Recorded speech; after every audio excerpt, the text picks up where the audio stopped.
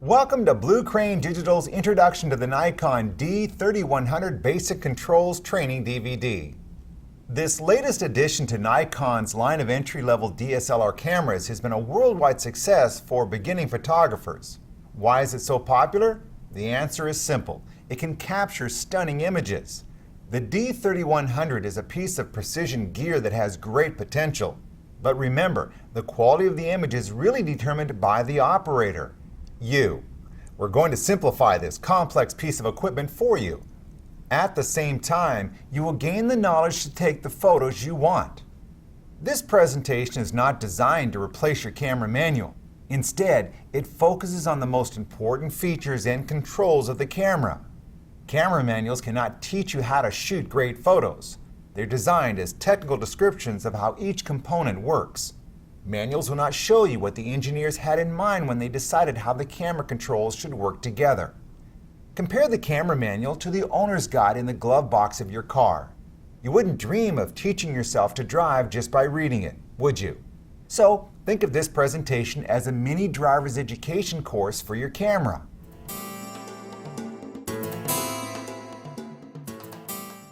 This presentation is broken down into 4 main sections.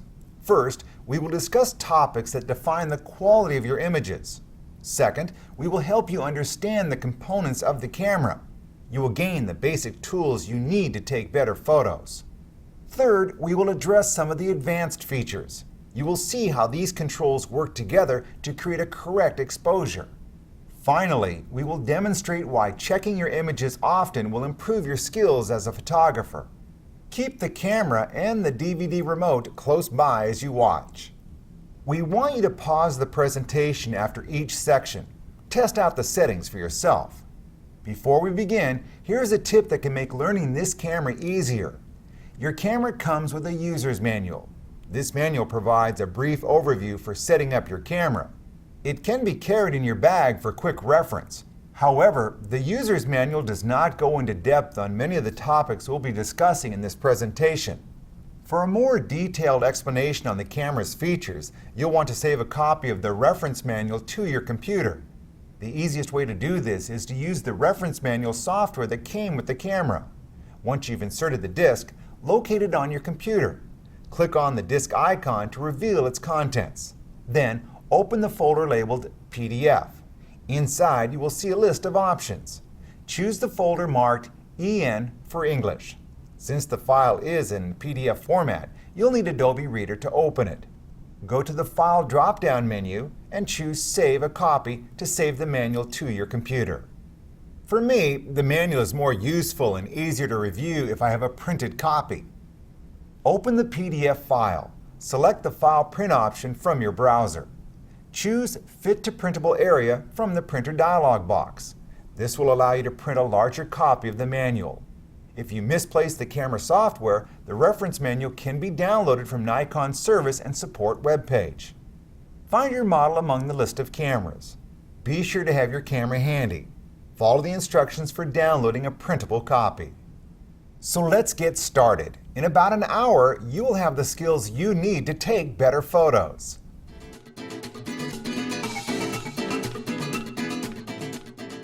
Before we begin, we need to make certain the viewfinder is in focus. Press the shutter release and look through the viewfinder. Use the side of your thumb to adjust the diopter dial. You want the focus points and the settings display to be sharply focused. The diopter adjustment must be correct for you to see the best image through the lens. When the adjustment is off, your eyes will strain to see the composition. If you share your camera with someone, be sure to check the diopter adjustment before every shoot.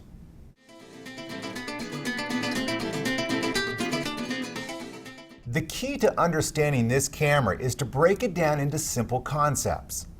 New users of the D3100 are often overwhelmed by all the camera functions. They may find the menu system especially confusing. With all these options, you can set up the camera in thousands of combinations. I'm going to let you in on a little secret. Usually, you won't need to think about these settings. Instead, you will use tools that are specific to your shooting style and subjects. These tools aren't in the menu system. They are set using the physical controls and display screen on the outside of the camera. The camera controls may appear confusing at first, but remember, their placement is the result of 60 years of SLR refinement. I guarantee that within 2 weeks, you won't want them anywhere else. Consider the physical controls on the right side of the camera. Each is used to control a setting related to shooting photos and recording movies. Notice how these controls are placed on the camera. They are within easy reach of your right thumb and forefinger. Your left hand doesn't have to move. You can use it to properly support the camera and lens as you make setting changes. Now, take a look at the row of buttons along the left side of the camera. Several of these, in addition to the delete button, are related to image playback. You'll use these when reviewing your photos.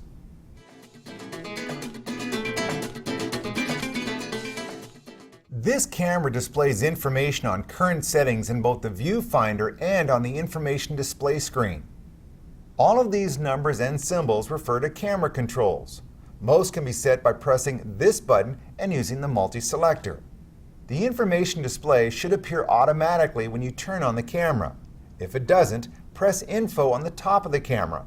Press it again to turn off the display. You will use the information display quite often to check the current camera settings. You can use it to change these settings as well.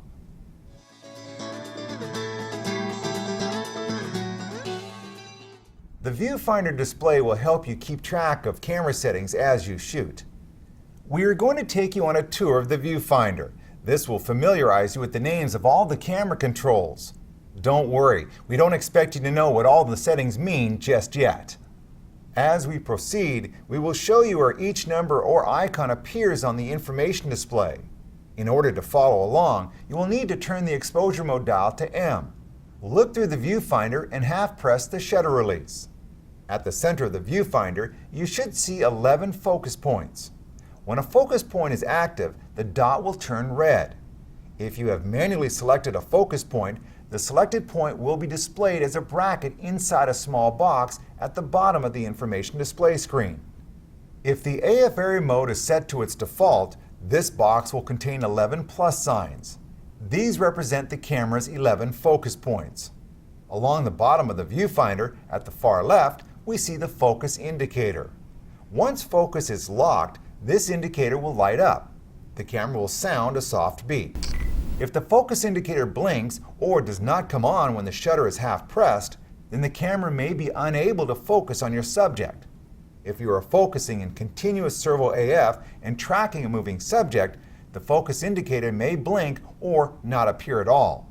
Next is the auto exposure lock indicator. The icon for auto exposure lock appears when you press this button on the back of the camera. Next, we see the shutter setting.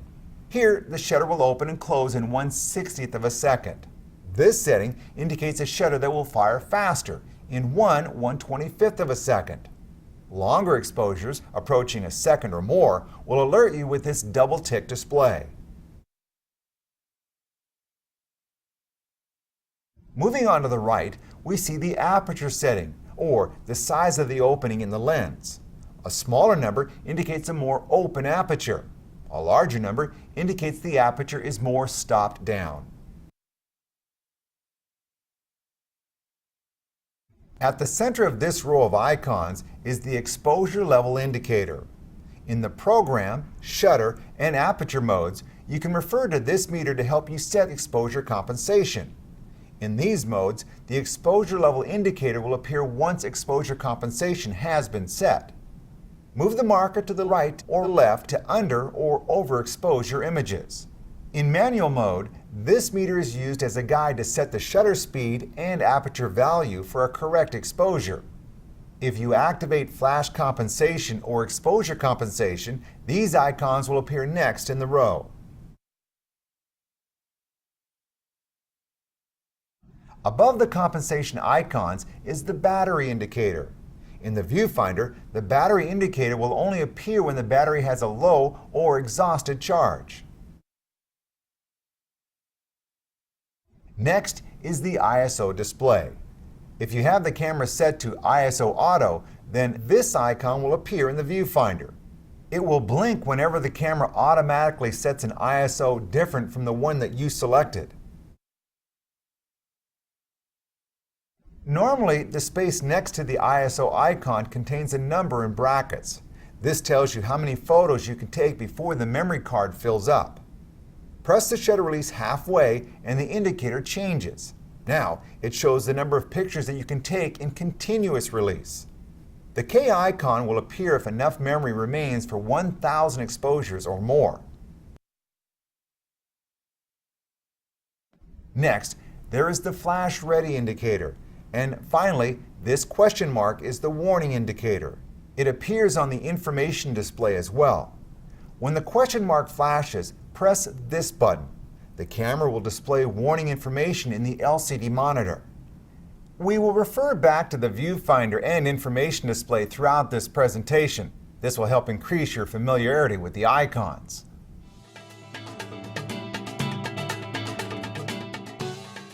The exposure mode dial is where you turn your camera to full automatic control and forget it, right? Millions of point-and-shoot photographers never change this setting, but we're going to. First, we'll divide the exposure modes into groups so they make more sense. When you set the camera on auto, it does 4 things for you. It focuses the lens, the camera judges the amount of light and distance to your subject, then the camera sets the aperture setting, or the size of the opening in the lens. And finally, it determines how fast the shutter should open and close. You snap the photo, you get an average exposure. Nikon expands upon this theme with scene modes. It's likely you have seen similar options on a point-and-shoot camera. The scene modes on the D3100 can be powerful tools for getting the photos you want. The camera automatically chooses the appropriate settings to match a variety of shooting situations. This allows you to document a bike race or a birthday party easily. You get to be involved in the moment rather than looking at the camera buttons and displays. We will begin with portrait mode. For this setting, the aperture is set wide open for a shallow depth of field.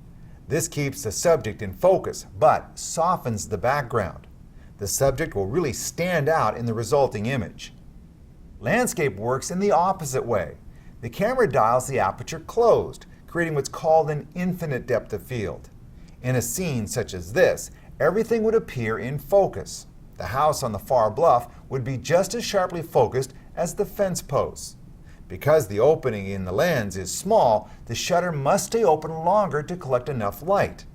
The camera sets the shutter speed long enough to create a correct exposure. However, it isn't so long as to risk any blur from camera movement. Use the landscape setting at night as well.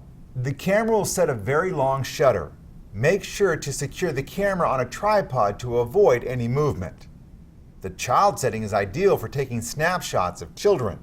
It retains the detail and vivid colors in the background while preserving the accurate skin tones of your subject. The camera sets the aperture slightly smaller than in portrait mode. However, the aperture lets in enough light to allow for faster shutter speeds. That way, you can catch children in action. In the sports setting, the camera selects a fast shutter speed to freeze the subject and background. By default, the camera continuously focuses on the subject behind the selected focus point. It will refocus as your subject moves. You won't miss any of the action. This setting works well for photographing children, animals, or any subject that might move unexpectedly. Close-up assumes you will be taking macro photographs of small subjects, such as flowers or insects. This setting will allow you to take a sharply focused photo within several inches of your subject. If you want to get even closer, you will need to switch to a macro lens. When you set the dial to night portrait, the flash will fire to correctly illuminate the subject. The camera sets a slow shutter speed so the image sensor has more time to collect light from the background. Images taken in this mode will show both the subject and detail in the background. Place the camera on a tripod for the best results. Finally, there is the flash off setting. It is just like full auto, except the flash will not fire. Think of these settings as flavors of automatic. They can be very useful if you don't have time to make decisions about the camera settings.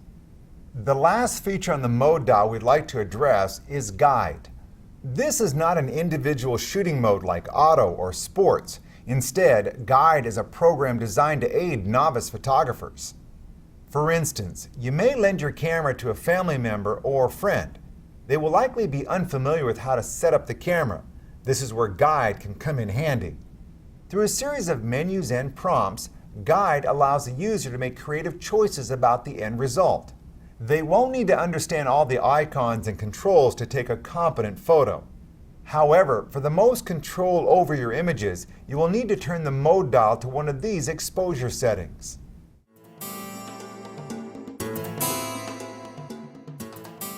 To understand the camera's autofocus system, let's first look at how it works in full automatic exposure mode. With the camera set to auto, look through the viewfinder and half-press the shutter release. The camera will use one or several focus points to focus. Notice that the camera has selected a subject for focus. Usually, this will be the object closest to the lens. If your subject is farther away, then you won't get the results you wanted. This autofocusing method is the default setting for most of the exposure modes. The exceptions are the sports and close-up scene modes. We will cover these two modes in just a minute. The best way to ensure that your camera focuses on the correct subject is to choose a focus point yourself. Manually selecting a focus point allows you to determine the area of focus. Turn the mode dial to close-up. Now you have a choice. You can either use the center focus point to focus, or you can select a new one by pressing the arrow keys on the multi-selector. You can do this while looking through the viewfinder. This will make it easier to reposition the focus point to your subject. The sports mode lets you set the focus point as well. This setting is a little different. The camera still focuses on the subject behind the selected focus point. However, the surrounding focus points remain active. If the subject moves, the other focus points will take over and maintain focus. Focus point selection is available in all of the exposure modes. You will need to take the AF area mode off its default. We will demonstrate how to do this later in the presentation.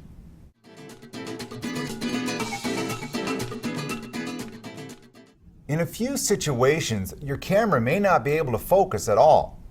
This can happen when there isn't enough contrast between the subject and background. The camera may not be able to focus when there are objects at different distances, such as the fence in front of this subject. The solution is to focus manually. Move the focus mode switch on the lens to M for manual focus. Turn the focus ring. Manual focus can be very useful when taking extreme close-ups of flowers.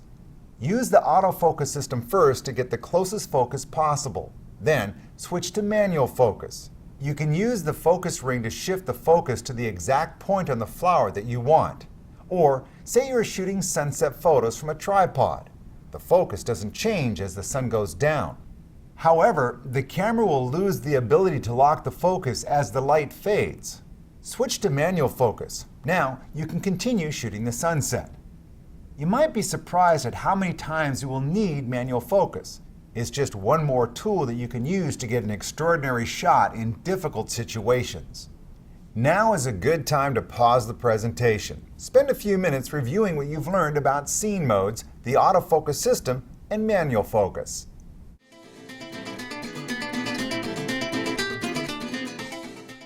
Let's take a look at shutter priority. Remember that in auto, the camera meters the available light and automatically selects the shutter and aperture. This setting is just one small step away. The camera still meters the light. You decide how long the shutter stays open, and the camera picks the correct aperture for a properly exposed photograph. If the shutter time is short, the aperture is more open to let in more light. A longer shutter makes the camera close down the aperture, letting in less light for a longer period. Whichever you choose, the camera will compensate. There is a graphic display on the back of the camera that can help you determine the correct relationship between the shutter speed and aperture value. The surrounding boxes represent the shutter speed, while the inner circle is the aperture size. As the shutter speed becomes shorter, more boxes will be illuminated. Notice that the size of the opening in the center of the circle has increased. Choose a longer shutter and the opening becomes smaller. The size of the opening, or the aperture size, has changed relative to the shutter speed. In shutter priority, the command dial controls the exposure setting. With the camera in shooting mode, turn the dial to select a shutter speed. If the words high or low appear in the aperture slot, then the shutter time you selected is either too long or too short for a properly exposed photograph. The exposure indicator will appear on the information display and in the viewfinder. The hash marks indicate how much the image is under or overexposed. Turn the command dial in the opposite direction until the aperture value returns. Now, the camera can take a properly exposed photo. Pause the presentation and spend a couple of minutes adjusting the shutter until you feel comfortable with this setting.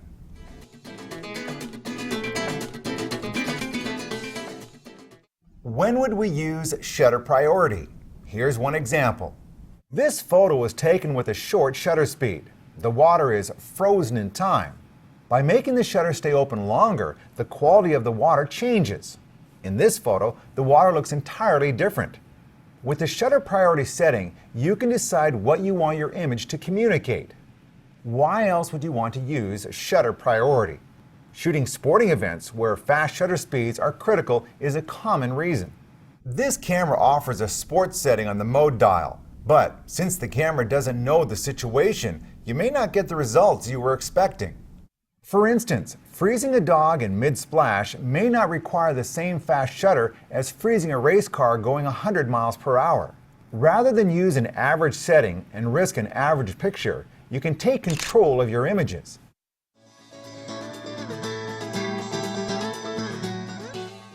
The next setting on the mode dial is Aperture Priority Auto.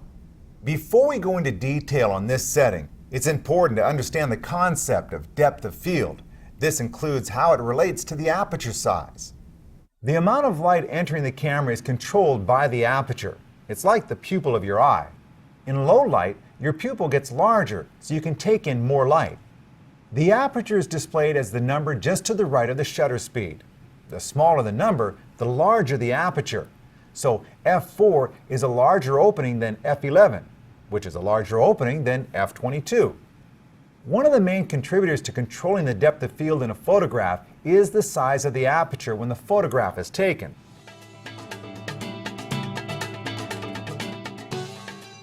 I want you to try a little experiment. You can stop this presentation and come back after you're done. First, go to a table in your house. Set a small object, such as a salt shaker, on the front edge. Next, place another object, such as a pepper mill, in the middle of the table. Finally, place a third object on the back edge. Make sure that all three line up in a row as we've shown here. Now, look at the objects from tabletop level and concentrate on the pepper mill. Look at the details in the mill itself. Once you are focused on the pepper mill, the other two objects will still be in view. Don't focus on them. Focus on the pepper mill. Do you perceive the other objects to be blurry or slightly out of focus? Yes. This is the way our eyes see and our mind perceives the world. We concentrate on those things that are important and let the rest fall away. If we can make the camera mimic this visual experience by shortening the depth of field, we can influence how people look at the photo and how they feel about the subject. Now, step back and look at the whole table without concentrating on any one object. You perceive that all three objects are there, but you really don't notice the detail in any of them. The three objects are all included in your visual depth of field. How would it be if we, as photographers, decided what's important to look at? Painters have been doing this for hundreds of years. The artist decides where you focus your attention. It may be a face, it may be an orange on a table, it may be everything. But the difference between a snapshot and an artistic photograph is having the tools that enable us to make choices. We'll discuss composition later, but for now, we will concentrate on controlling this thing called depth of field.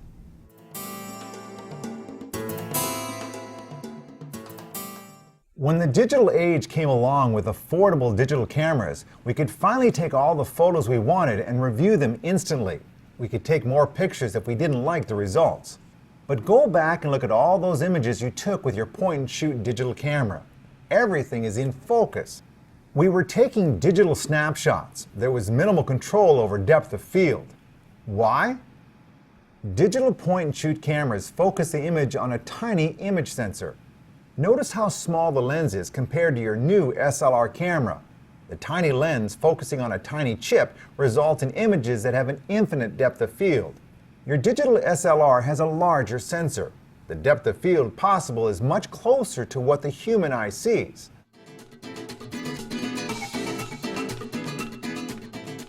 Now we are ready to cover aperture priority. For this setting, you will adjust the lens opening and the camera will do the rest. Turn the mode dial to A and look through the viewfinder. Half press the shutter release to focus. On the lower portion of your viewfinder, you will see the aperture information. Turn the command dial to set the aperture. In most situations, the camera will set a shutter speed to match your selected aperture, but under extreme conditions, the words high or low may replace the shutter speed. This indicates a setting that will not produce a properly exposed photo. Simply turn the command dial until the shutter speed number returns. There are 4 factors that determine the depth of field in a photograph. If you understand them, then controlling what is in or out of focus becomes much easier. We just explained how a large image sensor allows for a shallow depth of field. You can change the depth of field by moving your feet as well. Simply stepping closer to your subject will shorten the depth of field. You can see this when taking macro shots of small objects. The closer you are, the more shallow the depth of field becomes. For that reason, if you want to take macro shots with deep focus, you will need to stop down the aperture, to f/22 for example. The third factor in controlling depth of field is focal length. Right now I'm being shot with a telephoto lens. As you can see, my face is in focus, but the foreground and the background have gone soft. Now, as we pull back and change to a shorter focal length, watch the foreground and the background come into focus. Finally, you can control depth of field by adjusting the size of the lens aperture. Pause this presentation and spend a few minutes getting familiar with these controls. Come back when you're ready to continue.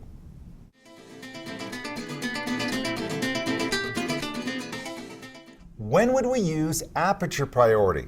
As we discussed previously, aperture is a determining factor in setting the depth of field.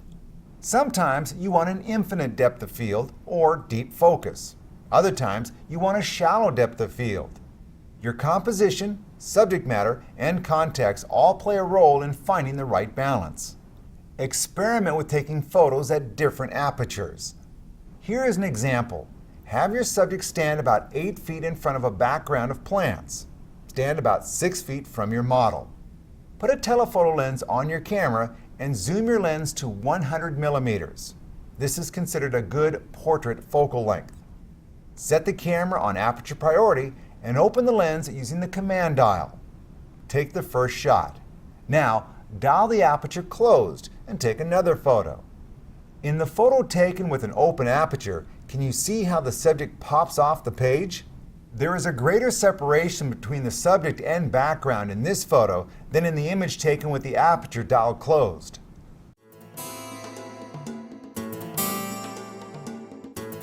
Now that you understand the shutter and aperture controls, turn your camera to program mode. Think of programmed auto as auto with options.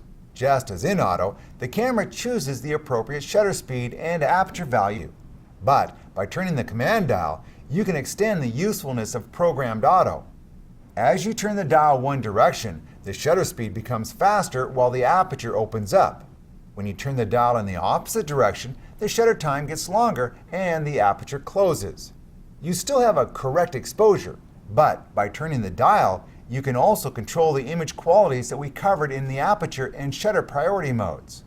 When the exposure settings for program mode have been changed from their defaults, the letter P and an asterisk will appear in the information display and in the viewfinder.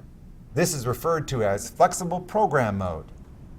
To return this mode to its default, rotate the command dial until the asterisk disappears, or just turn the mode dial. Using P can be a great way to freeze the action or control the depth of field in your image, depending on the situation.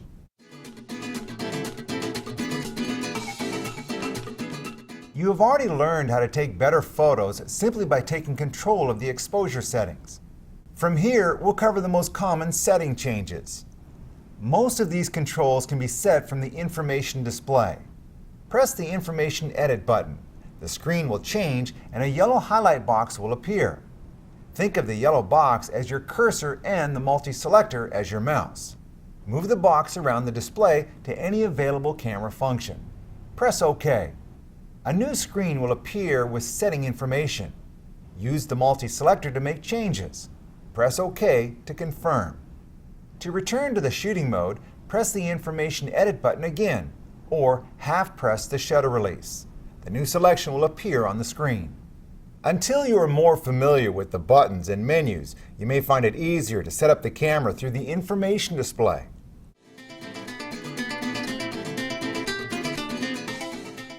Let's practice using the information display by changing the image quality and size. Press the Information Edit button. Using the multi-selector, navigate to this area of the screen. Select the top option to change the image quality. Press OK. The following settings are available for quality: RAW, also referred to as NEF, 3 JPEG options, and a RAW file combined with a JPEG. With JPEGs, you have a choice of how much compression to apply. Fine applies very little compression, approximately 4:1, while normal applies quite a bit, on the order of 8:1. For the basic setting, the compression rate is even higher, approximately 16:1. In addition, you can select the size or number of pixels representing the JPEG file. The choices are large, medium, and small. Large and RAW can each save image files that are approximately 4,600 pixels wide. Medium JPEGs are more than 3,400 pixels wide. Small results in a JPEG that is a little more than 2,300 pixels wide.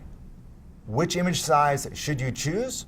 That depends upon how you plan to use your photos. If you want to print out posters, then select RAW.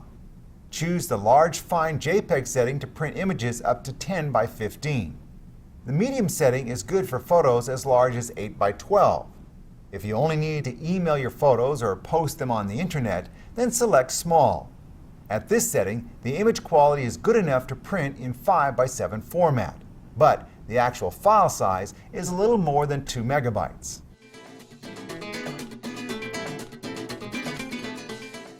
While large JPEGs offer a lot of data to work with, shooting in RAW really gives you the maximum flexibility when editing your photos. That's because it preserves the most original data. When you shoot in JPEG, all the tonal qualities of the image are applied when the image is compressed and saved on the card. These include sharpness, contrast, exposure, and color temperature. If you make adjustments on your computer, then you will sacrifice some of the image data. With RAW, the image data is stored as it's recorded on the sensor. All the tonal property settings are noted, but not applied to the image. Another advantage of shooting in RAW is you reduce some of the potential for digital noise. JPEG compression can add noise and artifacts to your images. Uncompressed RAW images have a cleaner starting point. RAW photos must be opened with special image processing programs. The program displays RAW images using the current tonal properties. However, you can make adjustments without worrying about losing any data. RAW images store 12 bits of data for each pixel, instead of 8 bits for JPEG images. This may be most important to you in high contrast images like this one. You want to retain the details in the bright clouds, but still be able to see into the shadows. The sensor still sees the same image, but with 12 bits, you may retain more detail at the bright and dark limits of the recorded photo.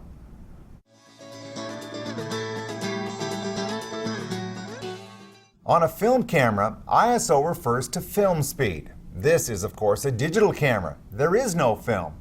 Digital camera designers use this convention from the film world to describe electronic sensor gain. This is when the camera amplifies the signal to make the image bright enough to be seen. Many of you have tried shooting video in extremely low-light situations. You may be able to see the image, but the overall quality of the video is not very good. That's because the image was captured by electronically enhancing the sensor. At higher ISO settings, the enhanced sensor can add noise to your images and videos. They will turn out looking grainy. ISO Auto is the default setting for the automatic exposure modes. The camera selects an appropriate ISO based on the lighting conditions. Most of the time, you will likely leave the ISO setting on auto. At its default, the auto ISO range is between 100 and 3200. For the advanced modes, ISO is set to the default value of 100. ISO Auto is available in these modes. However, you will need to activate it from the shooting menu. With your camera set to one of the advanced modes, press Menu. Use the up or down arrow keys on the multi-selector to highlight the camera icon. You will see a list of options for the shooting menu. Press the right arrow key to enter the menu. Highlight ISO sensitivity settings and press OK. Use the multi-selector to turn Auto ISO sensitivity on. Anytime the camera is set to ISO Auto, this icon will appear in the information display and in the viewfinder. Now, select an ISO. You can do this from the information display. Highlight this icon and use the multi-selector to choose an ISO value. Your options range from 100 to 3200, plus 2 high settings that extend ISO up to 12,800. If you select one of the high settings, you will need to return to the ISO sensitivity menu. Change the maximum ISO in auto to include the high setting. As you shoot, the camera will use your selected ISO. If the camera cannot set an appropriate shutter speed and aperture value with your ISO setting, ISO Auto will take over. The camera will change the ISO. This icon will blink in the information display and in the viewfinder. When you play back the resulting image, the ISO number will appear in red on this information screen. This camera does a great job of selecting the right ISO for the lighting conditions. Your images will be correctly exposed, however, you may not always like the results. For example, the camera selected an ISO of high 1 or the equivalent of 6400 for this image. There is a lot of digital noise. If your goal is to get the shot no matter what, then digital noise won't matter. But if you need the cleanest image possible, the ISO cannot go above 1600. For this reason, you may want to set a specific ISO. If you are shooting in one of the scene modes, simply use the information display screen to select your preferred setting. In the advanced modes, you will have to first go to the ISO sensitivity settings submenu and turn ISO Auto off. Then, choose your preferred ISO. The ISO will be fixed at the selected value. Experiment with the ISO settings. Your goal will be to introduce as little amplification as possible. At the same time, you want a fast enough shutter speed to avoid blur.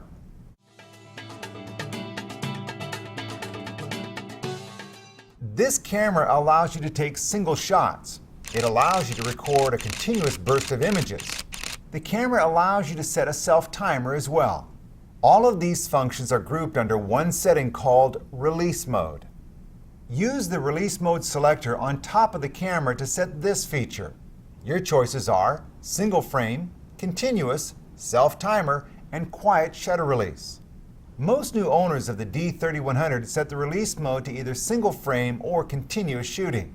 Position the Release Mode selector to the preferred setting. The icon for the current release mode will appear on the information display. Choose Continuous for moving subjects.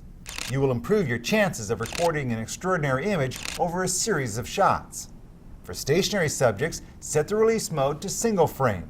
You won't need to worry about accidentally recording several shots when you only meant to record one image.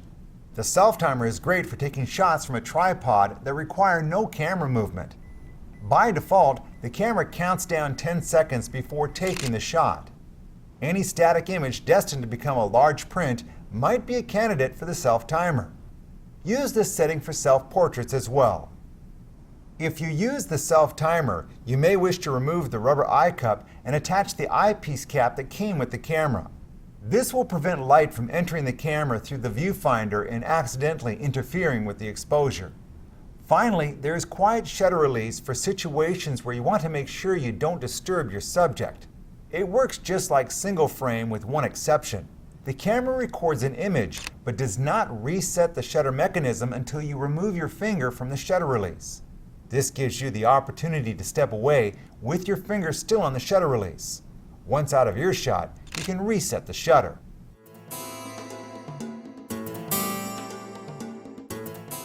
Since we have started changing the camera settings, now is a good time to learn how to return the shooting settings to their default condition.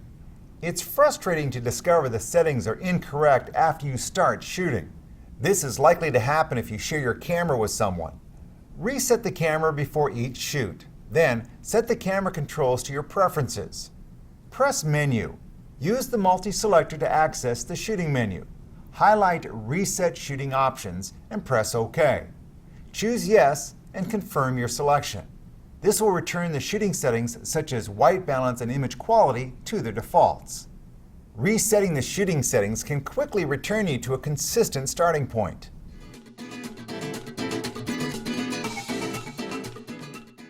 If you are moving up from a point-and-shoot camera, the live view screen should look familiar.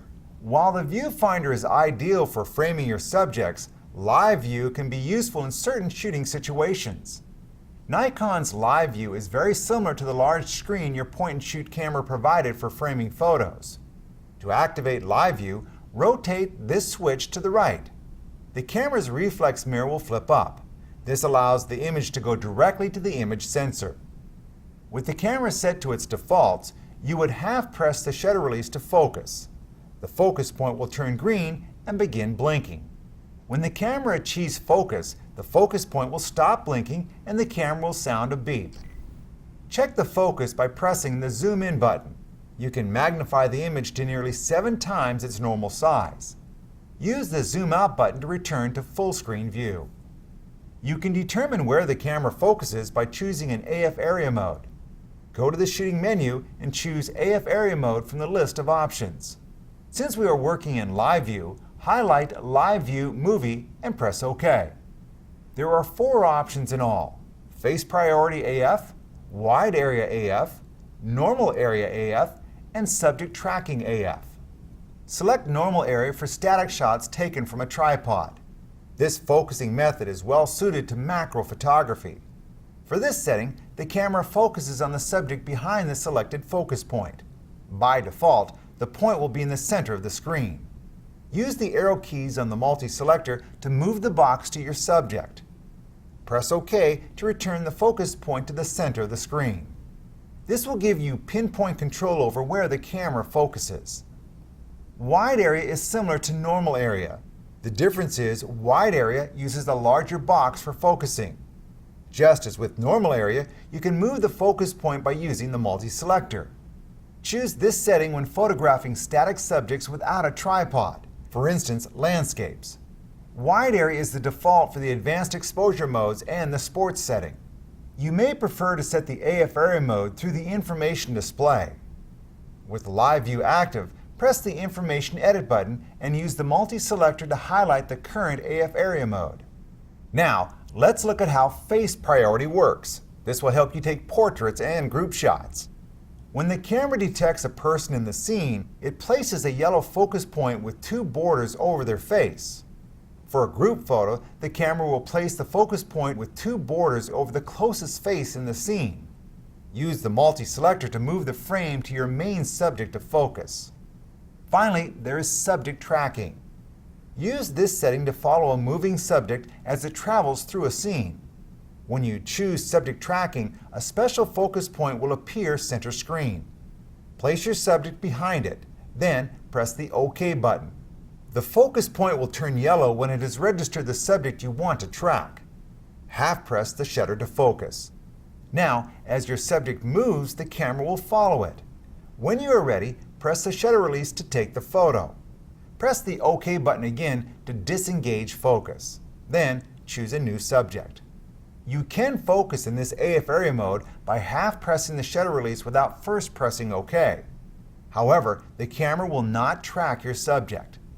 Subject tracking could be useful for shots of moving subjects, such as animals at the zoo or athletes at a sporting event. In addition to choosing an AF area mode, you can select the focus mode as well. While the AF area mode determines where the camera focuses, the focus mode decides when the camera will focus.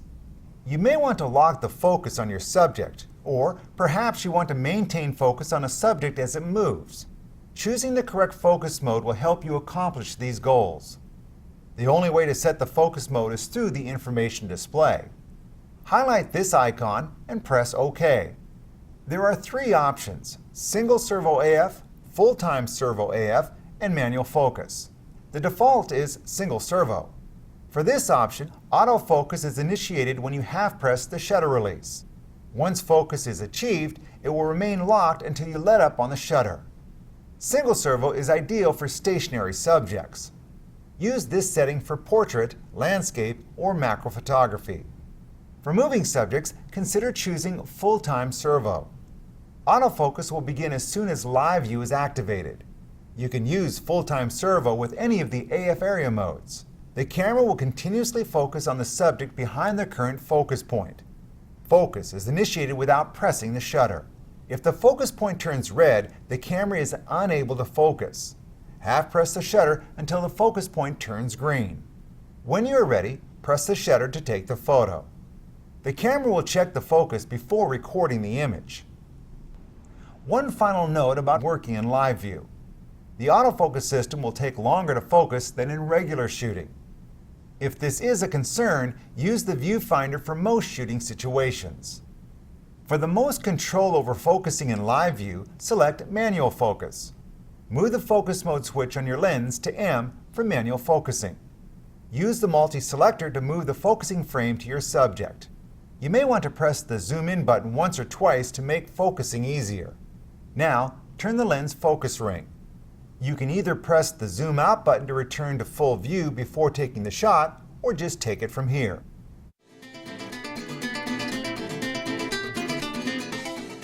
The live view screen displays icons for the current camera settings. You've already seen most of these icons on the information display or in the viewfinder. If you press Info when live view is active, the display will change. Fewer icons will appear at the top.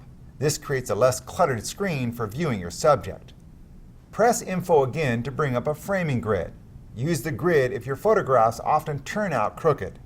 It will help you line up horizontals and verticals in your composition. You can make setting changes from any of the live view screens. Press the Information Edit button.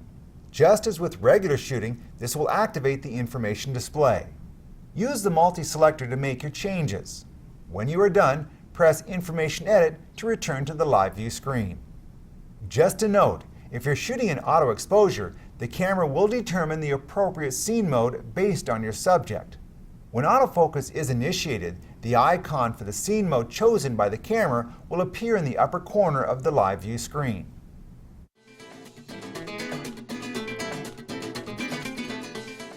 This camera can record up to a 10-minute clip of full HD quality video.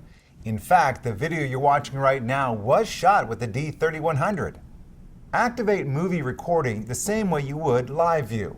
Movie recording uses many of the same settings as live view. Frame up your subject in the LCD monitor. Half press the shutter release to focus. Then press the movie record button to begin recording. The red recording indicator will appear in the monitor as you shoot. These numbers tell you the time remaining for your video. Press the movie record button again to end recording. Movie shooting offers the same focusing options as live view. We've already discussed the AF area and focus mode options. These features function identically in movie shooting as in live view. However, we would like to take a moment to point out the real potential of full-time servo when shooting movies. With previous generations of Nikon cameras, the only way to adjust the focus once recording began was to do it manually. Focusing manually can be difficult to do well. Using the autofocus system locked the focus during recording. If you wanted to shoot a moving subject or were panning the camera, your video could become out of focus. Full-time servo attempts to resolve this problem. When you select this option, the camera will maintain focus on your subject even after recording begins. You won't have to worry about an out-of-focus video.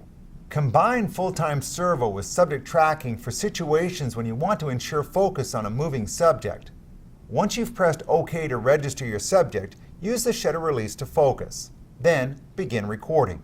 The camera will track and maintain focus on your subject throughout the video. There are a couple of drawbacks, however, to full-time servo when shooting movies. First, full-time servo may have difficulty maintaining focus on your subject in scenes where there is very little contrast or when shooting in low light. This could result in videos with inconsistent fluctuations in focus. Second, because the autofocus system is running constantly, the sound of the focusing motor will be audible throughout the resulting video. If audio quality is important, set the focus mode to single servo instead. If you want to adjust the focus after recording has begun, half-press the shutter to refocus the camera.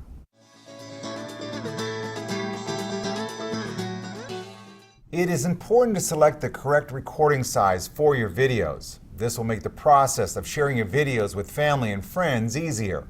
You can select the movie recording size from the information display screen, or go to the movie settings page in the shooting menu. Here you will find an additional option for sound.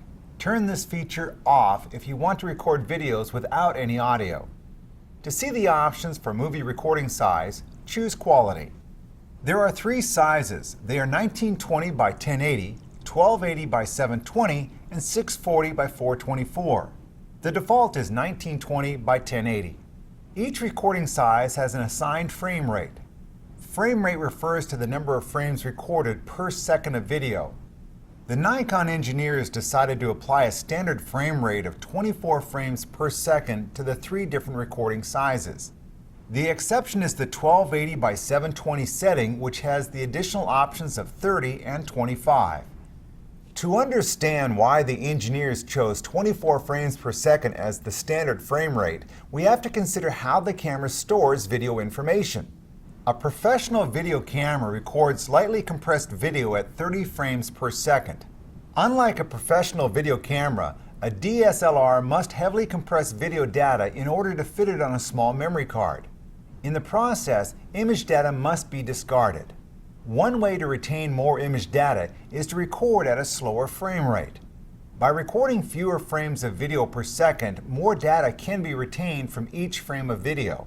Less information for each frame will have to be discarded before it's stored on the memory card. The Nikon engineers understood that the majority of the video shot with the D3100 would be played on computer monitors or on a TV connected to the camera. For this type of viewing environment, 24 frames per second is a suitable compromise. It allows the camera to capture smooth motion while recording the most image data.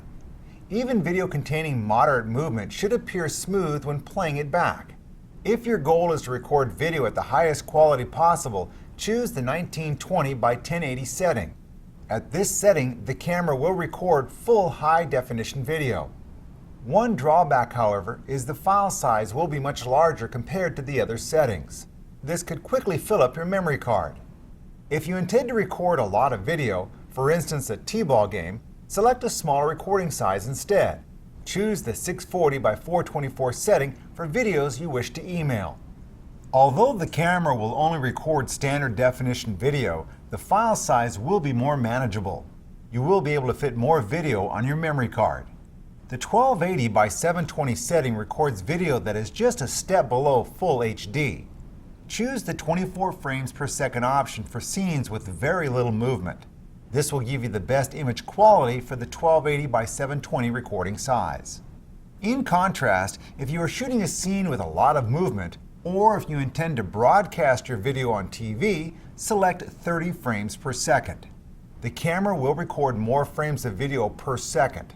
The action in the resulting clip will appear more smooth.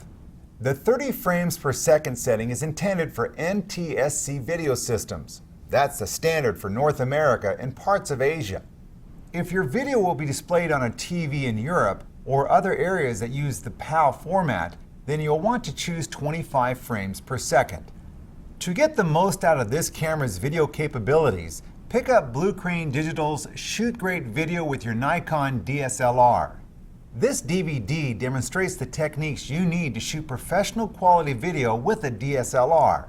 It includes lighting techniques, tips for avoiding aliasing, and advice on how to record better audio.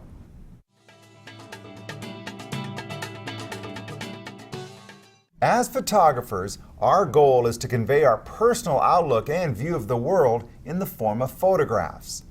Good photographic composition can help you express your visual ideas. Following the guidelines of composition won't guarantee award-winning photos, but I can promise you this, your shooting will improve. I'm not asking you to memorize the rules and follow them by rote. Good photographers sometimes break the rules, but they know why and they do it for a reason.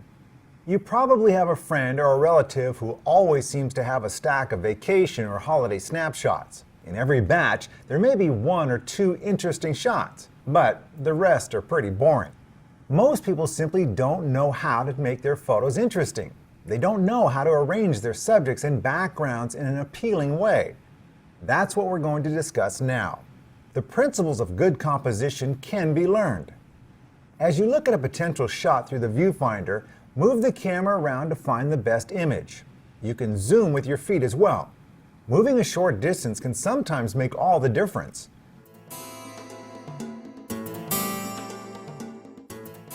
Here's a concept that will help you find the best arrangement of elements. It's called the rule of thirds, and it's been used by artists for hundreds of years. Divide the horizontal plane and the vertical plane into thirds. The intersections of these lines are the best places to locate important subjects. If you have a subject with prominent lines or edges, such as a building or a seascape, place them along the rule of thirds lines. A few words about horizons. Never allow the horizon to cross the image plane exactly in the middle. If you want to feature a subject that lies above the horizon, such as a beautiful sunset, place the horizon lower than the center line. If your main area of interest is below the horizon, arrange the shot so that the horizon is higher than the center line. Teach yourself to visualize the thirds when you're looking at photographs and artwork. You will notice that professional photographers use this concept all the time. You will see the rule of thirds in television commercials, movies, and documentaries.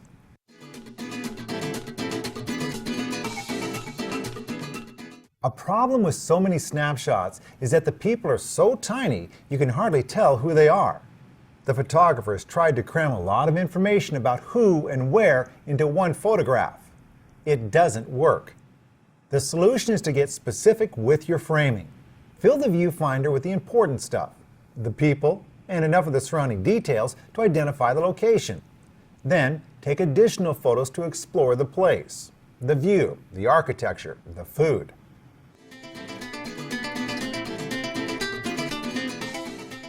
A photograph, like a painting or a drawing, is a two-dimensional object. The big issue facing photographers is this: how do you depict the three-dimensional world on two-dimensional paper? How do you avoid a flat look to your photos? There are things you can do to help the viewer see the third dimension. Rule number 1: you must understand the technical aspects of focusing your camera. Focus is the most important component of making a good photograph. The sharp edges and clarity of the focused subject engage the eye of the viewer. To make your area of sharp focus more forceful, contrast it against an area of softer focus. To control the line between sharp and soft focus, you must understand depth of field and put it to work in your images. The contrast of a sharply focused subject against a soft background will greatly intensify the illusion of 3 dimensions. A few more tips that can add depth. If possible, take advantage of overlapping objects. Overlaps show that one object is in front of another object in space. Use this trick to give your photographs the feeling of space and depth in the real world.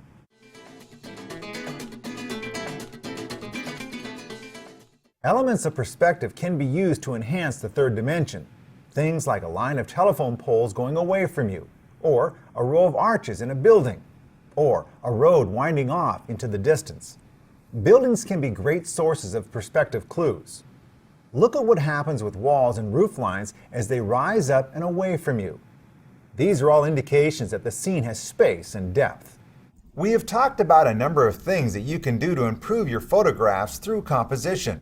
We talked about the rule of thirds, which will help you place your subject in the photographic plane. We talked about sharp and soft focus, and discussed ways to create depth and space. We have only begun to touch on the subject of photographic composition. If you'd like to find out more, complete books on the subject are available. Use these guidelines and you'll be thinking about photographs in a new way.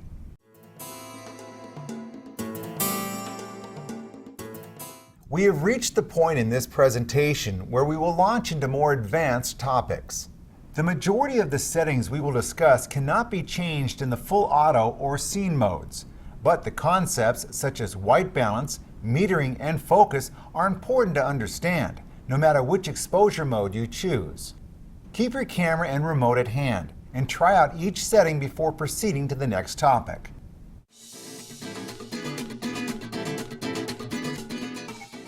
White balance is a topic that can either be very simple or a little more involved, based on your needs as a photographer. Happily, the camera gives you white balance settings that work well under a variety of conditions. First, a short explanation of color temperature. When we shoot photographs, we can have a variety of light sources, each with its own characteristics. Color temperature refers to the spectrum of visible light illuminating an object. We measure the light spectrum in what is called Kelvin temperature. The physics behind Kelvin calculations can be tricky, so just think of it this way. Each color corresponds to a specific Kelvin temperature. You would get just about the same color if you heated carbon to the same temperature on the Celsius scale. For example, carbon glows red at 2000 degrees centigrade, but when it's heated to 5500 degrees, it is white hot. In the same way, the white light of the noonday sun measures about 5200 kelvins. At that time of day, the Earth's atmosphere is allowing the entire visible spectrum of light to pass through and illuminate our world. An hour after sunrise or an hour before sunset, the curvature of the Earth and the atmosphere restricts the amount of light that can reach us. When the sun is low above the horizon, the atmosphere scatters short wavelength colors, such as blue and violet. But long wavelength colors, such as red and yellow, come to us through the atmosphere, creating a more golden colored light. In this case, the color temperature is lower, about 2900 degrees. We've all seen a red sunset, or the golden light that is so beautiful an hour before the sun goes down. The light given off by incandescent bulbs is similar to this light. In contrast, candlelight is very red, with a very low color temperature. Think of how your friends look sitting in front of a fireplace. Firelight is about 1900 degrees Kelvin. We're not talking about the intensity of the light, but rather the composition of the light spectrum. Most of the time, we want to represent the true color of something. We want the people in our pictures to have natural skin tones. This camera has many settings for white balance. Each is designed to compensate for a specific light source. Let's look at auto white balance first. In this setting, the camera meters the light coming through the lens and compensates for the color temperature being recorded. Auto white balance causes the exposure to appear as if it was made under natural sunlight. In cloudy daylight conditions, the clouds actually block out some of the longer waves, resulting in a color temperature higher or bluer than bright sunlight. Shady conditions usually have a higher color temperature, about 8000 degrees. Auto white balance filters out the blue, shifting the colors back toward the red and yellow range. If you are shooting indoors under incandescent light or firelight, the auto white balance shifts the camera settings back toward the blue range. This shift results in skin tones that look natural. If you want this natural sunlight look, the auto white balance setting does a remarkable job. For many photographers, this is a setting that never gets changed. But you can use the optional white balance values, such as daylight and fluorescent, to create better photographs before you upload the images into your computer. Let's say you're taking a walk just before sunset. The light is making everything a beautiful golden color. The shadows are fantastic. If you're shooting JPEG images in auto white balance, the camera will shift everything toward blue to compensate for the yellow-orange light. Then it will compress your image and store it on your memory card. That beautiful light is gone. You can use software to shift the color back toward the yellow-orange range later, but it's work that can be avoided. You will be losing data from your original image. Why? The program you use to shift the colors will compress your JPEG file a second time, discarding more of the original data. You may decide to print this photo, but you've already given data away twice. If you set the white balance correctly at the time you take the photo, you won't have to spend time fixing it later. In order to understand exactly what the white balance setting does, we have to do a little experiment. Go outside on a bright day and pick a subject to photograph. Go to white balance and make certain the camera is set to auto white balance. Take a photo of your subject. Change the white balance setting to direct sunlight and take another photo. You can do this on screen in live view, as we have. Continue until you have tested out each white balance setting. Review the photos on your computer. As you scroll through the images, you will notice that each image has a different hue. For example, the image taken with the incandescent light setting looks very blue. But wait, don't incandescent lights have an orange hue? So why did the image turn out blue?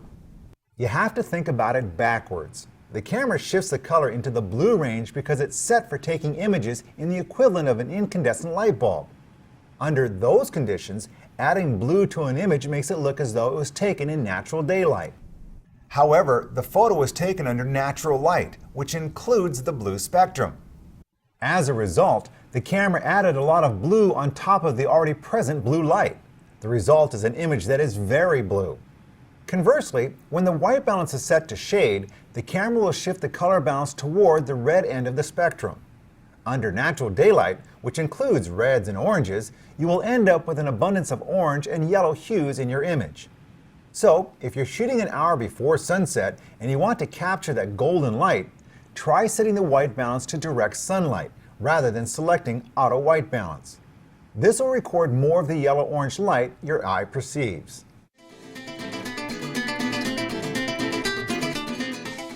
Exposure compensation is one of the most important controls on your camera. Once you understand how it works, you'll find yourself using exposure compensation all the time. Typically, photographers use this function to correct the exposure on backlit subjects. In addition, they use exposure compensation for subjects that are brighter than the background. For example, here is a backlit tower. The camera sets the exposure for the bright sky, making the tower in the foreground look dark. We use exposure compensation to increase the exposure for the subject in the foreground. The background is blown out, but the tower is correctly exposed. You can set exposure compensation through the information display screen. Press the Information Edit button and use the multi-selector to set exposure compensation. Increase or decrease the exposure by up to 5 EV steps. Choose a positive value to overexpose the image. Selecting a negative value will underexpose the image. Another way to set exposure compensation is to press and hold this button on top of the camera. Then rotate the command dial. The value you select will appear on the information display screen. You can also use this procedure to change exposure compensation while looking through the viewfinder. This allows you to make minute changes to the exposure without pulling your eye away from the viewfinder.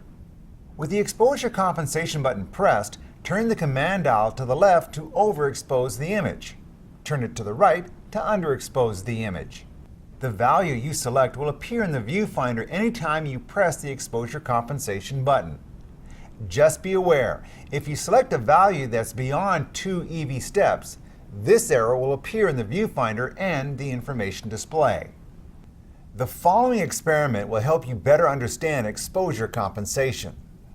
Go outside and position your subject in a shady spot that looks out onto a brightly lit scene. Set the mode dial to P and turn on Live View. Frame your subject so that you can see a generous amount of the bright background. Take a picture. The camera will set an average exposure for the entire scene. As a result, your subject is underexposed. The bright background is correctly exposed. Press the exposure compensation button on the top of the camera and rotate the command dial to the left to increase exposure compensation. Take another photo. The background may be blown out, but the exposure is right for your subject. Now it's time for the second part of this experiment. Turn the camera and your subject around. You should be shooting from the sunny spot into the shadows. Your subject is lit by the sun while the rest of the frame is filled with shadows. Take a photo without exposure compensation. The camera still sets an average exposure for the scene. As a result, your subject is overexposed. Use exposure compensation to decrease the exposure. The background will appear dark, but your subject won't look blown out. Consider using exposure compensation during movie shooting to achieve a specific exposure. Professional photographers use exposure compensation all the time. It can be crucial to getting the exact exposure you want. To clear this setting, return compensation back to 0, or just reset the shooting options.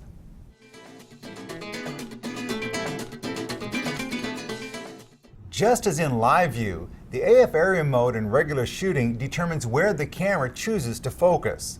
This feature is available in all of the exposure modes. There are different AF area modes in regular shooting than in live view. To change the AF area mode from the information display, highlight this box and press OK. Or you can access this feature from the shooting menu. Press Menu and navigate to the camera icon. Press the right arrow key or the OK button. Then highlight AF area mode and press OK again. Choose Viewfinder. You will see a list of options. They are Single Point AF, Dynamic Area AF, Auto Area, and 3D Tracking. The default for most of the exposure modes is Auto Area. For this setting, the camera chooses a focus point or points by searching for faces, objects close to the lens, or groups of objects in the center of the frame. Auto Area works well for many shooting situations, but if you want control over where the camera focuses, you'll need to select one of the other options. Let's begin with Single Point.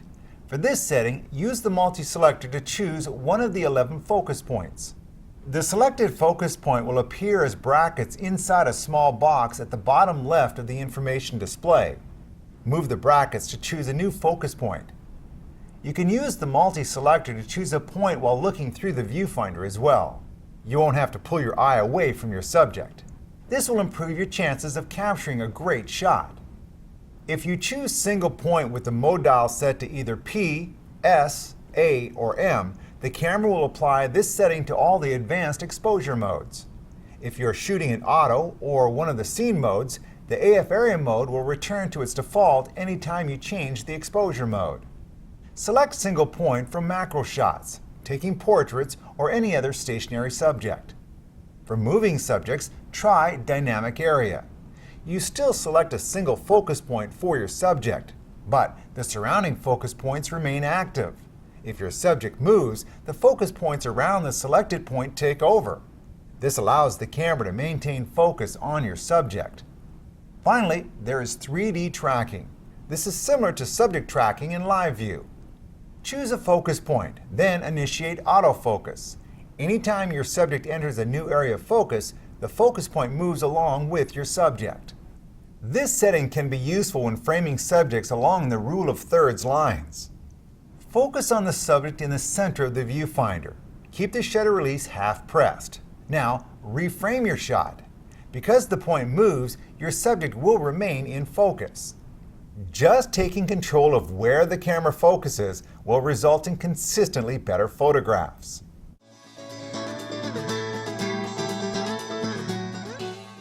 We already talked a little bit about selecting a focus point and where the camera focuses, but how do you decide when to focus?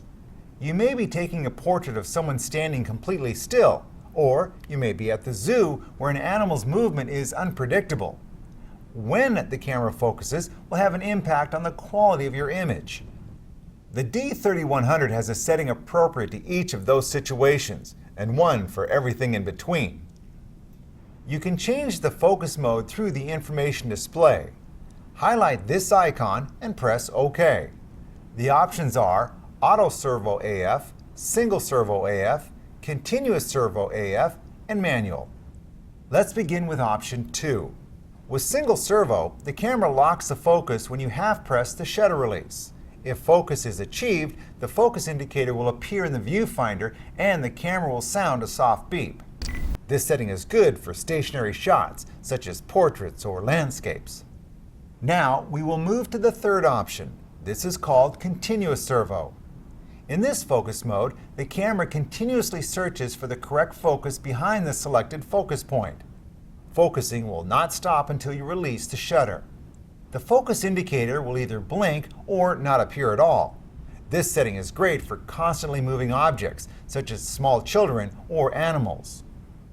Auto Servo AF is something in between. Auto Servo starts out just like single servo. The camera locks the focus on the subject behind the focus point. The focus indicator will appear in the viewfinder and the camera will beep. When the subject moves, the camera switches over to continuous servo. It searches constantly for the correct focus. Auto Servo AF is the default focus mode. This setting is really the best of both options 2 and 3. For most situations, you can just let the camera change from single to continuous as needed. However, it's important to note that the focus mode you select will affect how AF area works. For example, when the focus mode is set to single servo, you will not be able to select 3D tracking. In addition, dynamic area AF will only work properly when the focus mode is set to either auto servo or continuous servo. If you set the focus mode to single servo, the camera will not keep the surrounding focus points active. You will not be able to maintain focus if your subject moves. One final note about focus modes. The shutter will not fire unless the camera achieves focus.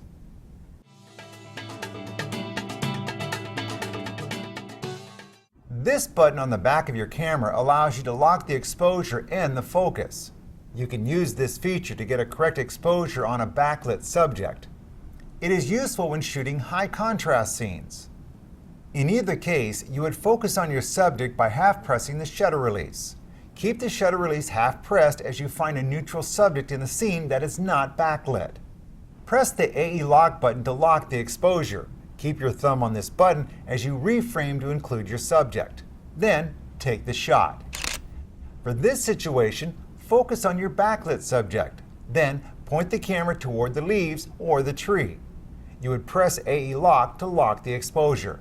Then, reframe to include your subject and take the shot.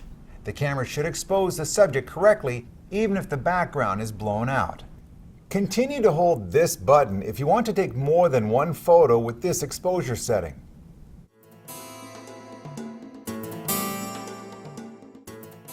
This camera comes equipped with 3 metering options. They are matrix, center weighted, and spot.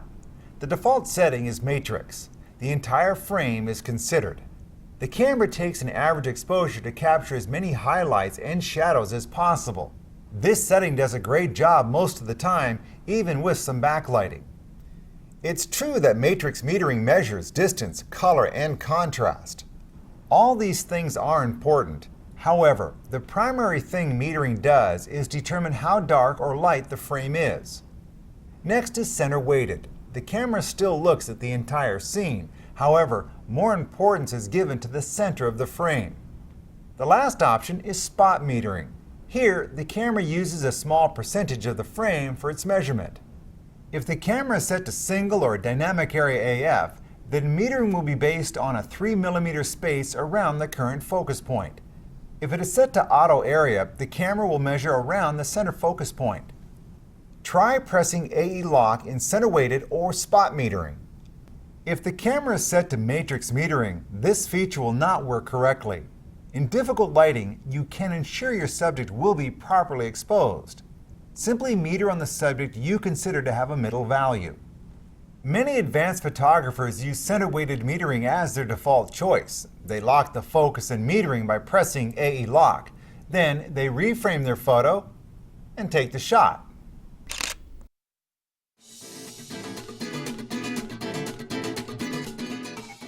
The pop-up speed light can improve the quality of your photographs in a variety of lighting conditions. Some flash photos look blown out. With the correct settings, the flash will enhance your subject instead.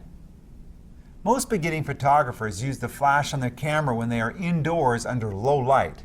Here's a tip. Use your flash outside under bright sunny skies. The flash will fill in some of the harsh shadows created by the sun. You may consider using the flash for backlit subjects. Exposure compensation can blow out the details in the background. Use the pop-up flash to illuminate your subject instead.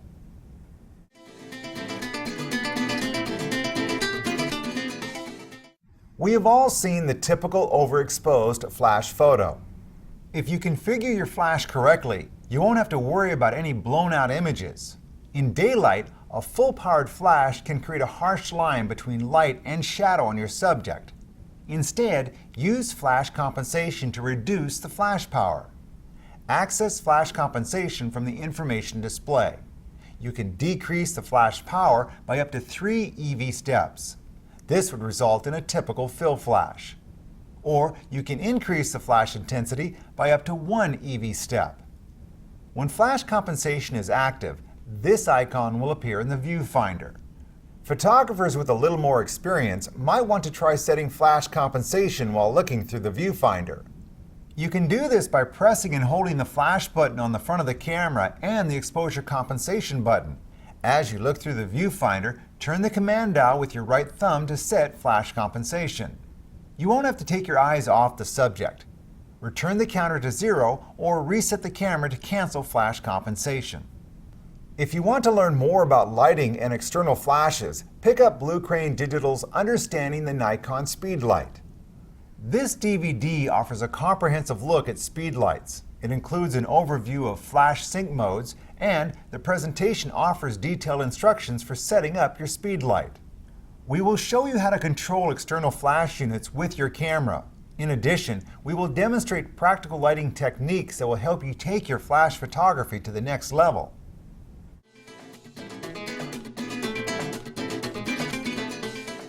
Nikon's picture controls allows you to manage the tonal properties of your images. Think of this feature like the old-style film stock. Before the advent of digital cameras, different kinds of film produced different looks. Computer editing programs can accomplish the same goal, but you can save a lot of post-processing time by setting the tonal properties in advance. For instance, select Portrait for shooting photos of your friends. This setting enhances skin tones. It also reduces image sharpness for a softer look. Compare these results to an image taken with the landscape picture control. This setting enhances the greens and blues. Image sharpness is increased for a more vibrant look. Picture controls are only available in the advanced exposure modes. To select a picture control, go to the shooting menu. Highlight Set Picture Control and press the right arrow key. Choose a picture control from the list of options. Press OK to confirm. You can make fine adjustments to each picture control as well. Go to the Set Picture Control submenu and highlight the picture control you wish to modify. Press the right arrow key. The next screen offers controls for sharpness, contrast, brightness, saturation, and hue. Use the arrow keys to choose an item and make your adjustments. Quick Adjust simultaneously changes sharpness, contrast, and saturation. When you are done, press OK. The icon for the picture control you've selected will appear in the information display. The asterisk denotes that the setting has been changed from its default. To restore settings to their defaults, return to the Picture Control submenu and press the Delete button, or reset the camera.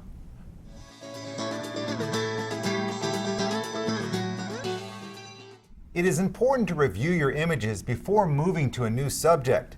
This will ensure you get the photos you want. After all, you can't go back and take a second shot once you have loaded the images on your computer. Press playback to display images on the memory card. The most recent photo or last viewed image will appear in the monitor. Use the right and left arrow keys or turn the command dial to advance through your images. Press the A lock button to add the protect symbol to images you wish to protect from deletion. Press it again to remove the symbol. Keep in mind that if you reformat the memory card, protected images will be erased along with unprotected ones. Press the down arrow during playback to view a different information screen. This will allow you to check the camera settings for each recorded image. These include the white balance setting, metering, ISO, and picture control. You can play back your videos from any information screen. Press OK to begin playback. Use the right and left arrow keys to advance through or rewind the clip. The zoom buttons change the volume. Press the up arrow to end playback. You may find it easier to watch your videos on a television or computer monitor. Purchase an HDMI cable to play back videos on an HD TV or monitor. Once the cable is connected, press playback on your camera. The single movie frame should appear on screen. Use the multi-selector and the OK button to play the video. With certain television sets, you may be able to start and stop the video using the TV remote. Just make sure device control is turned on from the HDMI page in the Setup menu.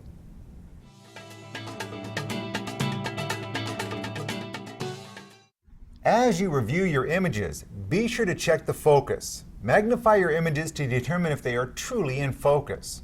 Press the Zoom In button to enlarge the image by up to 10 times.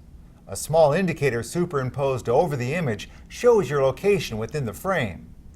Use the Command dial to move between photos while magnified. Press Zoom Out until the full screen view returns. If you continue to press Zoom Out, you will see a series of thumbnails. First 4, then 9, then 72. Finally, the camera will display a calendar view of all of your images. In the center is the date list. Along the right side is a list of thumbnails for the selected date. The calendar view can be handy when you want to quickly locate a specific image. Use the multi-selector to highlight a date. Press the Zoom Out button to toggle between the date list and the list of thumbnails. The up and down arrow keys allow you to search through the thumbnail images.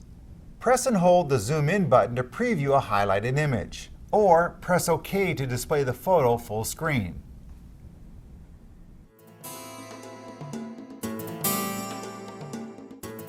So far in this presentation, we have only touched on the camera menus. It's time to take a closer look. We will point out a few menu items you might find useful. Take the time to go through the menu options yourself. We have already gone over several of the shooting menu settings, including picture controls, image quality, and ISO sensitivity. Above the camera icon is the icon for playback menu. This menu offers settings for erasing and printing your images, as well as display options during playback. First on the menu is Delete. Choose Selected to mark individual images for deletion and then erase them all at once. Use the multi-selector to highlight an image. Press the Zoom Out button to add the delete symbol. Press this button again to remove the symbol. When you are done, press OK and confirm the deletion by selecting Yes. Choose All to erase all the unprotected images on the memory card. If you would like to delete all the photos taken on a specific date, then choose Select Date. Another option for deleting all the photos for a specific date is to use the calendar view in playback mode. Highlight the date you wish to erase. Press the Delete button and choose Yes to confirm. Next, we will turn on Highlights from the Display Mode submenu. This will allow you to quickly detect overexposed areas in your photos during image playback. Go to the Display Mode submenu and select Detailed Photo Info. Next, choose Highlights and press the right arrow key to add a check mark to the box. When you are finished, select Done and press OK. A new information screen will be added to the display options for image playback. Access the Highlights display by pressing the down arrow during playback. Any overexposed areas of your images will blink. There are limits to the brightness a camera can record. Anything above the upper limit will be discarded. Details in these areas are lost forever. If the blinking areas are small, the exposure is probably acceptable. But if most of the image is blown out, you'll want to take the shot again. Because of this instant feedback, you can adjust the exposure immediately. Here's another tip. Set the camera to display portrait-style images vertically during playback. Information about camera orientation is recorded for each photo as you shoot and can be used during image playback. First, go to the Setup menu by highlighting the tool icon. Make sure that Auto Image Rotation is set to On. Then, return to the Playback menu. Choose Rotate Tall and select On. Images taken with the camera held vertically will be displayed for upright viewing. This feature will not work if Auto Image Rotation was turned off when the photos were taken. We just discussed Auto Image Rotation, which is located in the Setup menu. Let's take a look at a few more items on this menu that you might find useful. Turn on Rangefinder to make focusing manually easier. This feature changes the exposure indicator into a guide for focusing. Make sure the focus mode switch is turned to manual. Position your subject behind the selected focus point. As you turn the focus ring, hash marks will appear to the left or right of the 0. Marks to the left indicates the focus point is in front of the subject. Marks to the right means the focus point is behind the subject. Focus is achieved when one hash mark is displayed on each side of the zero. For this feature to work, you'll need a lens with a maximum aperture of 5.6 or faster. The LCD brightness option will give you a clearer view of the camera monitor in a variety of shooting environments. Reduce or increase the light intensity of the monitor to suit your needs. Choose a positive value to make changing the camera settings easier in low light. The self-timer delay option allows you to choose the length of the countdown in the self-timer release mode. The default is 10 seconds. Choose the 2-second option for images taken from a tripod that require no camera movement. You won't have to wait as long for the camera to take the shot. This button on the front of the camera can be programmed to access a feature you use frequently. It's called the function button. By default, when you press this button, you have immediate access to change the ISO. You might choose to leave ISO sensitivity as the default feature assigned to the function button. Or you can select a different feature by going to the Buttons page in the Setup menu. Highlight Function button. Use the multi-selector to view a list of options. Once you've made your selection, press OK. Now, anytime you press the function button, you have instant access to the assigned feature. Rotate the command dial to make setting changes.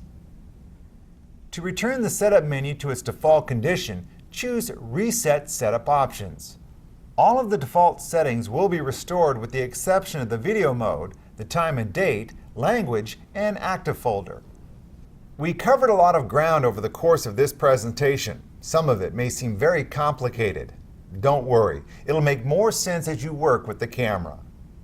The good news is, many of the features and options are there for stylistic purposes. You can choose not to use them and still take fantastic photos. Be sure to practice the settings and techniques. Look for opportunities to improve the composition of your images. Soon, you will be taking better photos than ever before. Thanks for watching. Now go out and take some great photos.